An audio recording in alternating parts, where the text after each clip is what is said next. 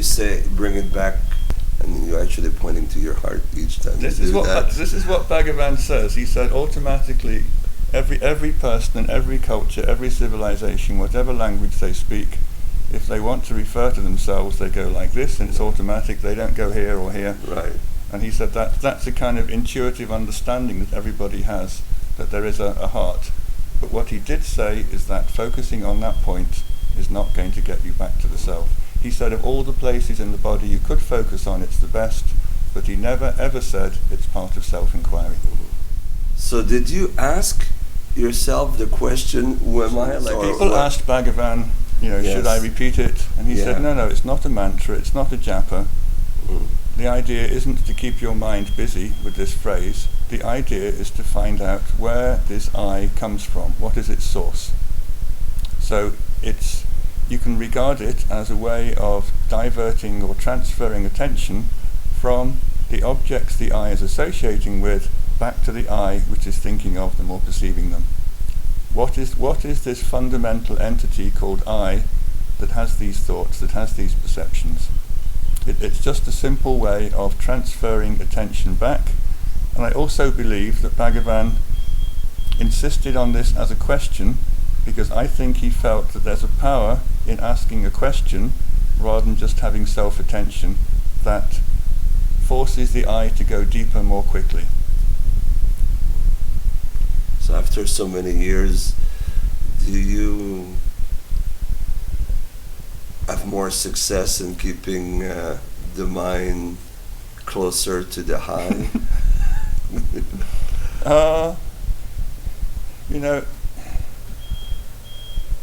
Let's say I start to play the piano and I practice every day for 6 hours. There's no way that after 2 years I can't do my scales. It's like there's something that you just get so good at it, you never go back to where you were. But doing inquiry, there's days when it really does feel like day one all over again. That the mind has these alternations. In Hinduism they call them the gunas. Like you have these massive fluctuations, and when you have a pure guna, when your mind is in a ready state to do inquiry properly, it can happen very quickly, very easily, and you can sit there and there's like an moment, and you know that I is dissolving. There's just a feeling of peace, joy, being, stillness. Other days you can metaphorically bang your head against the wall all day and it doesn't make any difference. There's a kind of stodginess in the head that you just can't move through any amount of effort. And devotees also mention this to Bhagavan, like Kanju Swami, for example, was his attendant for 12 years in the 1920s, early 30s. And his solution, he said, there are just some days when the mind refuses to cooperate. It's the nature of the mind. It doesn't want to be constantly made to do something which is not natural for it to do. And sometimes there's so much resistance, no amount of effort or determination is going to succeed. So he said, then I go pradakshina, or I read spiritual books, or I do japa. And he told this to Bhagavan. He said, yes, you can't do it all the time. The mind won't let you. But it's also, don't give up. Don't give up and say, well, I'll go and watch my movie or read my novel. I'll try later. Pick something else, which is to some extent training or conditioning the mind not to be busy or not to go outwards in worldly activities. So he said with approval to Kanju Swami, if you can't do it, then you pick some other technique, but just don't let your mind wander all over the place. Sweet. What more would you like to say about Bhagavan Maharshi or Vichara?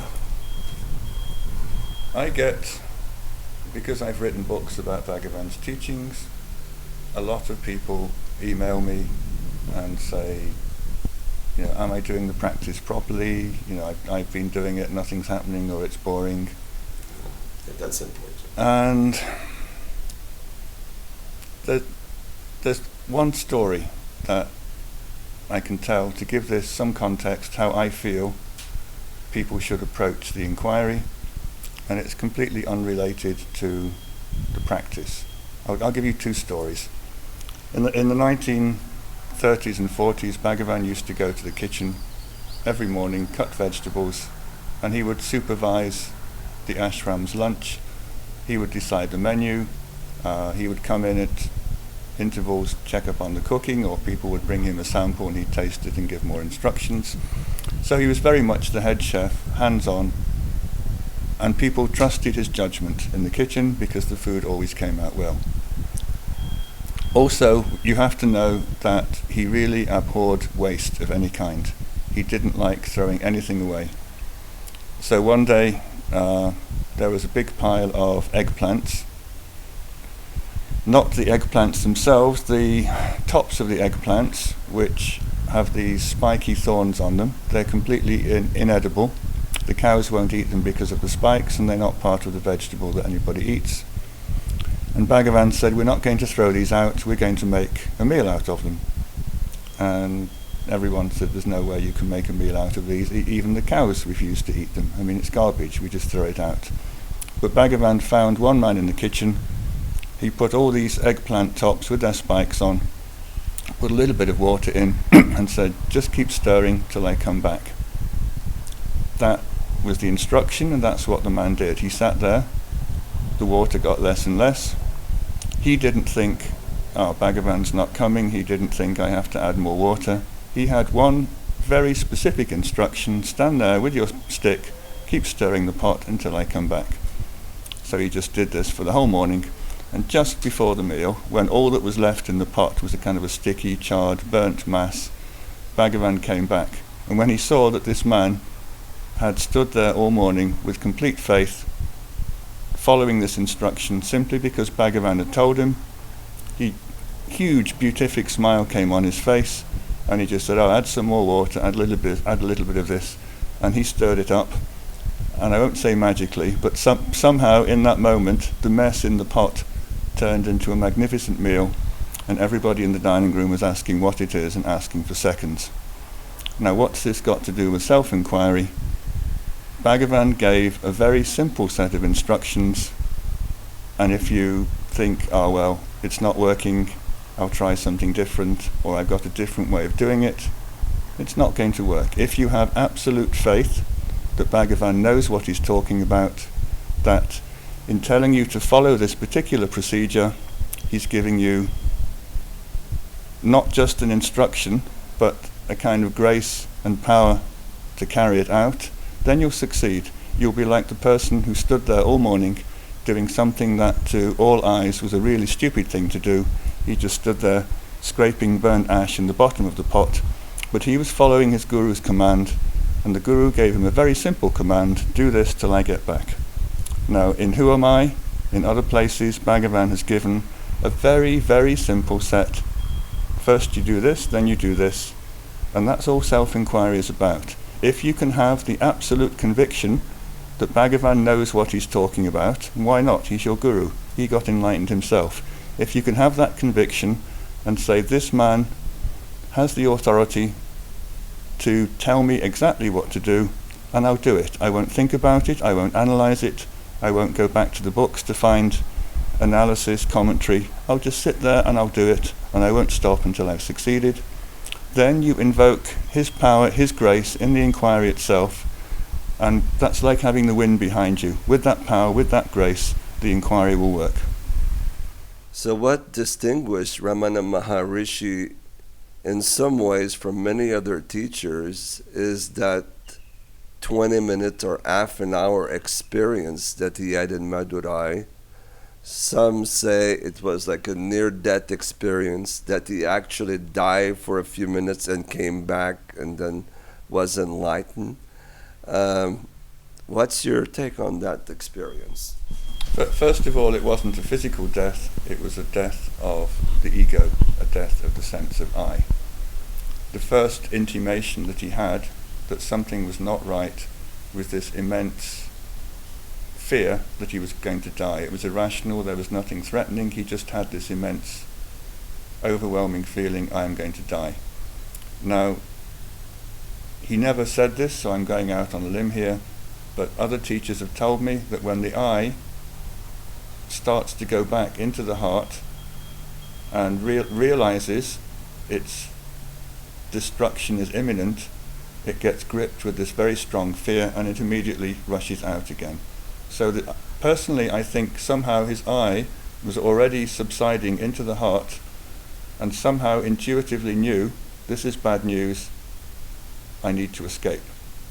But Bhagavan was a very, very mature sadhak at this point. An ordinary person, the eye would have rushed out again, and he would have gone back. An ordinary person would have gone back to the normal state. Bhagavan, though, was different. He said, I'm going to investigate this feeling. I'm going to find out the full implications of what this denotes. Now, when he described this in Tamil and Telugu, he used a very impersonal form of the verb. It was a non-volitional process. That's very important to note. What does that mean? I'll explain. So if you read the English books written by either English people or Indian writers, I did this, I lay down on the floor, I asked myself, the body is going to die, what should I do? Implying that somebody was in charge, that somebody was conducting an investigation into what was happening. Whereas when he talked in Tamil and Telugu, the phrases were, the body lay itself down on the floor, the limbs stretched themselves out. Every single phrase is as if some force had taken him over and was completing a process in him. You understand the difference? So it wasn't that he was proactive. The fear of death came, so the body lay itself down, the limbs stretched itself out. He was a simulation of death was happening, but he wasn't in charge of it. He was not panicking, not reacting, not running away from it. He was an unmoved, impassive observer of the process. Then there was most definitely a spontaneous act of inquiry. He didn't know anything about inquiry, so he couldn't have said, I will now ask myself, who am I? He had no idea what who am I was. He was just curious to know, he said, in a general sense, what it was that was dying and what would survive death. So he was doing this in a very almost scientific way. As an observer, he was quite willing to watch the death take place to see what survived. There's only one place that he ever wrote about his enlightenment experience, and it's just 2 lines at the beginning of one of his Arunachala verse. And what he said was, inquiring within, who is the seer, the one who sees, I saw the seer disappear, leaving that alone which stands forever. No thought arose to say, I saw. How then could the thought arise to say, I did not see? So what disappeared in him at that moment was the individual who saw things that were separate from him. There was an inquiry, who am I? And in that inquiry, what disappeared in him was the perceiving, the choosing, the thinking, the remembering I. After that I disappeared and went forever, leaving that which stands forever, the self, what remained no longer saw anything that was not itself. And that's the only occasion where he wrote about his experience. He did elaborate on this a little bit. He said there was this experienced phenomenon called aham spurana. Aham means I, and spurana means radiation, emanation. He said as the I was going back to its source to die, he said there was this palpable aham spurana, this feeling of I. And in other places, in his writings, he said it's not the self, it's not the mind, it's a kind of intermediate phenomena that takes place as the I is sinking into the heart to die. And this I, aham spurana, finally subsided and left self alone. And this in no way affected the health or well-being of his body. He never ever said that he almost died physically. What was happening was a spiritual death, an ego death, in which spontaneously, not of his own volition, he lay on the body lay itself on the ground. Spontaneously a question, who am I, arose in him, and spontaneously as an answer to that question, this aham spurana manifested, the I went back to its source and died. And from that moment on, he said he never saw or knew anything apart from self.